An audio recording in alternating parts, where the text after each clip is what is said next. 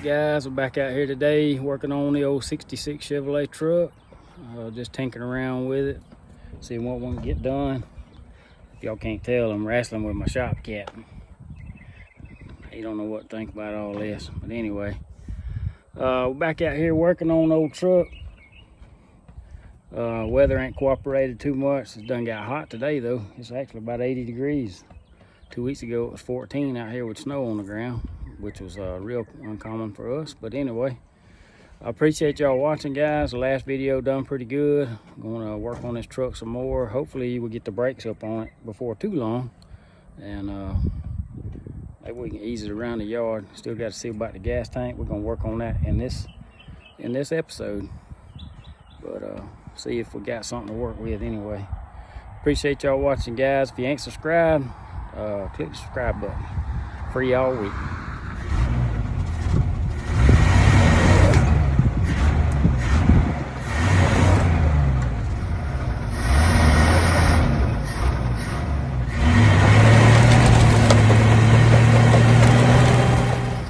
Well, we've had it running 2 minutes. Time to do the first burnout.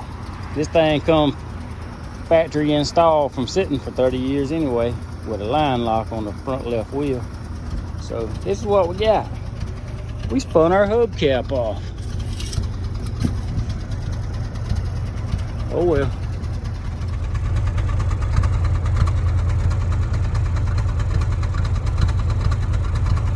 Kick it up some dirt. Yeah, we got to get this old left front wheel pulled off. See why the line locks froze on us. This old truck been sitting around 20 years, so I'm surprised it's only just this one wheel that's froze up. The brakes is probably stuck to the drum, I'd imagine. But anyway, the old brake shoes. We'll pull that off and address that issue. Maybe I won't tear up everything on it. Trying to, yeah. That's how deep this thing was sitting in the dirt, guys. You can see. It's probably the best hubcap that come off the truck, but every one of them's rusted out across the bottom. But you can see where it was sliding when I was trying to move it. I already like literally dug a hole back here spinning. I thought I might could get it to free up that way, but that was wishful thinking. But we'll get it.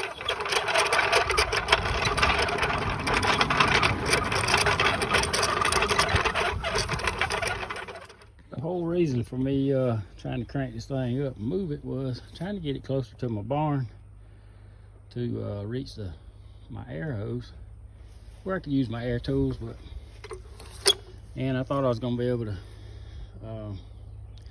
maybe get to the fuel tank and unhook the hose coming out the bottom of the cab and see if I could blow through it. But anyway, we'll do it the hard way. I don't know if any rest of you guys have to work outside on the dirt, but this is my reality. Just because I do work out in the dirt don't mean I don't try to make my life a little easier. Look, guys, if you don't have, and I'm not here to promote a brand.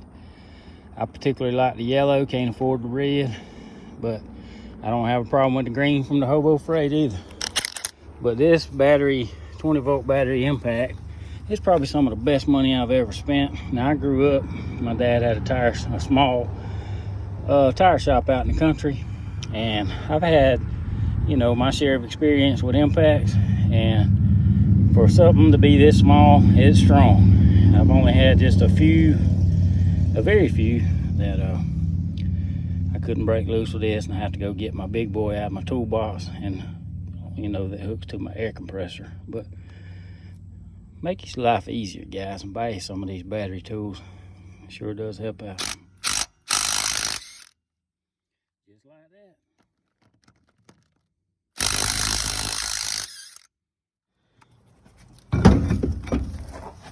When's the last time y'all saw some little old bitty 6.5 by 16 tube top tires on one of these trucks?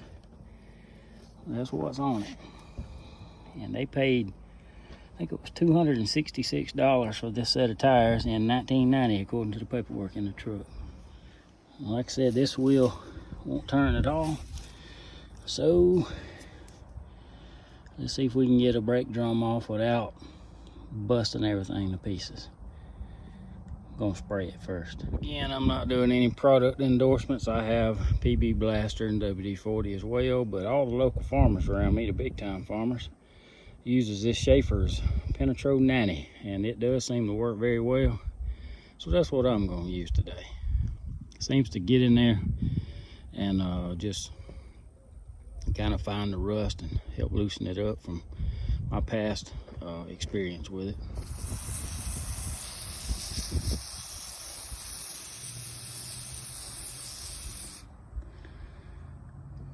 We're gonna spray this real good, and I probably will let it soak. Today's Saturday. Probably gonna let it sit and soak. Tomorrow I have church, so won't be working on it tomorrow, but come Monday we'll probably see if we can get it to budge. In times past, from my previous experience with the brake drums being froze up, this has been my two best helpful tools, and I'll show you what they are. That's the first one, and that's the second one. Now, no, I ain't using the axe. It's got a sledgehammer on the back side of it. Or at least that's what I use it for.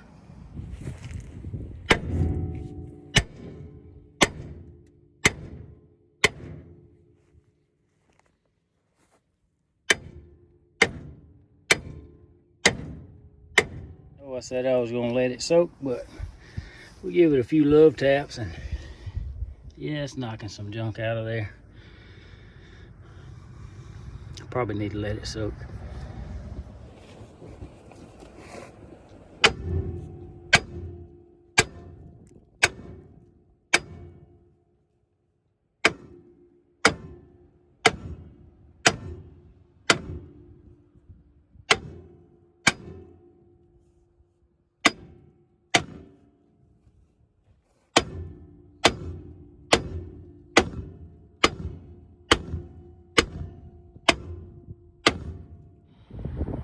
This thing didn't have a gas cap on it when I bought it. The previous owner said that somebody stole it. But anyway, I've got a temporary tank rigged up under the hood, a little 1 gallon gas jug.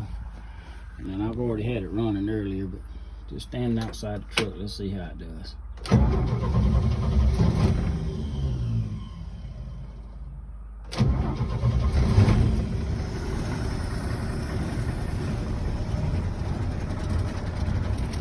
Sounds like we're gonna have a little bit of an exhaust leak.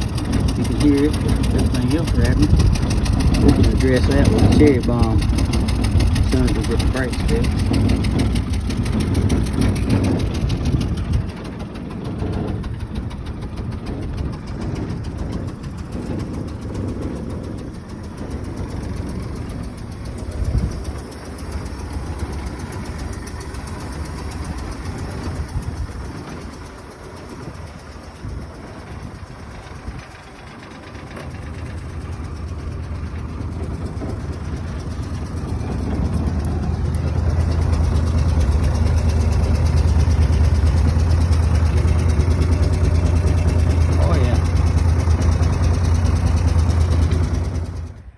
Video or show this on the fuel tank. Some of you might have never seen one, some of you younger guys anyway.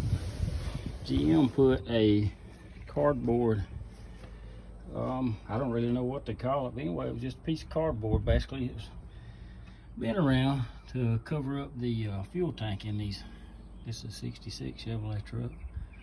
But I've had a bunch of these trucks, and I think I've only ever had 2 or 3 that still had the original piece in it. Now I've fixed up a few of these trucks and just made something to go there to kind of cover it up. But of course, most of them we just took the fuel tank and put it under the bed. But anyway, just thought I'd show that to you. It's kind of neat. Still have it in this old truck. Pull this out, get it out of the way, and see if we can tell what kind of shape this gas tank's in. I'm hoping we can clean it up and, you know, just clean it out to be able to use it. That's what I'm hoping for. The truck's pretty original. I'd like to keep everything in it that I could. I had a few people comment about the seat. Now you can tell where I've been sitting in it, but it's dirty, but it's in good shape. And I guess somewhere back in the day added these seat belts in it because they wouldn't have came in it from the factory. I believe it was 68 when seatbelts became mandated, I believe. Maybe wrong, maybe 67, I can't remember. Somewhere right in there anyway, late 60s. Well, we got bad news on the fuel tank situation. After doing a little poking and prodding, yeah, we got to have another tank. Sure was hoping I could just pull this one and clean it, but that ain't gonna happen. Oh well, you win some, you lose some. Alright guys, we bumped it and sprayed it and then bumped on it and knocked a bunch of junk loose. So this is where I'm gonna call it today. I'm gonna spray it real good again. I'm gonna let it soak a couple of days and come back on it Monday and see what we can get done with it. I appreciate y'all watching. Y'all have a good one.